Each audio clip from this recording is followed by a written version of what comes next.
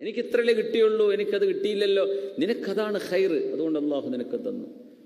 എനിക്ക് അവിടെ പോകാൻ പറ്റിയില്ലല്ലോ, അള്ളാഹു നിനക്ക് ഉദ്ദേശിച്ചിട്ടില്ല, അതാണ് നിന്റെ ഖൈർ.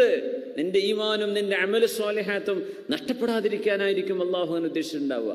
എൻ്റെ ഭർത്താവിൻ്റെ വേഗം മരിച്ചുപോയത്, നിനക്കതിൽ ഖൈറുണ്ട്.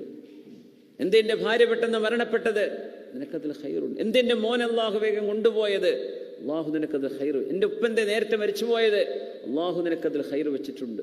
എൻ്റെ ഉമ്മ നേരത്തെ മരിച്ചത്, അള്ളാഹു ഖൈർ വെച്ചിട്ടുണ്ട്. അള്ളാഹു ഖൈറുൻ ഹാഫിള. മുഅ്മിനീങ്ങളെ, വല്ലാഹു യതവല്ല സ്വാലിഹീൻ, സജ്ജനങ്ങളെ അള്ളാഹു ഏറ്റെടുത്തിരിക്കുകയാണ്. അള്ളാഹു ഏറ്റെടുത്തിരിക്കുകയാണ്.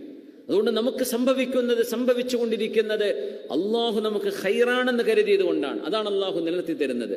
നമ്മൾ അങ്ങനെ മനസ്സിലാക്കിയാൽ ഒരുപാട് അന്നസറിയായ വറീസ്, ഒരുപാട് ടെൻഷനുകൾ, എന്തിനതിൻ്റെ ആവശ്യം? ഉള്ളതുകൊണ്ട് തൃപ്തിപ്പെട്ട് സന്തോഷം